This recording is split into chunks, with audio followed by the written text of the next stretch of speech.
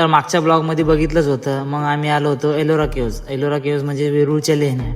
इथं आल्यानंतर आम्ही गेटवरती आलो होतो, पास वगैरे घेतल्या, मग आतमध्ये एंट्री केली. तर हे मंदिर जगातील एकमेव मंदिर आहे जिथे खालून वर नव्हे तर वरून खाली खोदून घडवलेलं कैलास मंदिर आहे. तर मित्रांनो, औरंगजेबाने 3 वर्ष हजारो सैनिक लावून मंदिर फोडायचा प्रयत्न केला होता, पण अखेर त्याला हे झुकावं लागलं. हजारो वर्षांची संस्कृती तोडून अशी जमत नाही. मंदिर निर्मितीसाठी जवळपास 2 लाख टन दगड बाहेर काढला गेला, पण आश्चर्य म्हणजे हा दगड आजवर कुठेच सापडला नाही.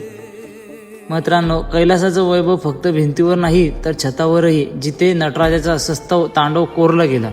तर मित्रांनो, मंदिरात पावसाचं पाणी साचू नये म्हणून दगडात कोरलेलं अद्भुत ड्रेनेज सिस्टीम आजही कार्यरत आहे. एका बाजूला महाभारत तर दुसऱ्या बाजूला रामायण, तेही 1300 वर्षपूर्वी कोरलेलं.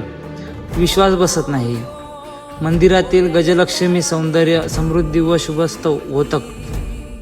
हे मंदिर फक्त पाहण्यासाठी नाही तर अनुभवण्यासाठी आहे.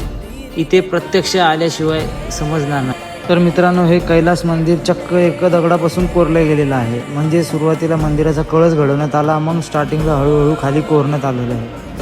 बाकीच्या देशामध्ये सुद्धा अशा काही गोष्टी पाहायला नाही भेटणार, म्हणून तिकडच्या लोकांनाही आजपर्यंत विश्वास बसत नाही की पुरातन भारतातील लोक हे काय करू शकत होते. मग काय, हे सर्व एक्सप्लोअर करून आम्ही निघालो होतो वापस पुणेकडे, कारण की आमच्याकडे टाईम वगैरे नव्हता आणि अजून हे खूप मोठं होतं. बाहेर आल्यानंतर आम्ही एका घोड्यावर बसलो होतो. भाऊला म्हणलं, भाऊ घोडा उडव, पण भाऊचा घोडा काय बरोबर उडत नव्हता, तरी पण आम्ही उडवला. मग काय, शेवटी निघालो आम्ही पुणेकडे.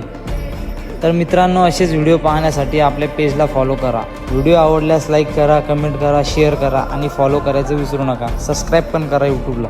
धन्यवाद.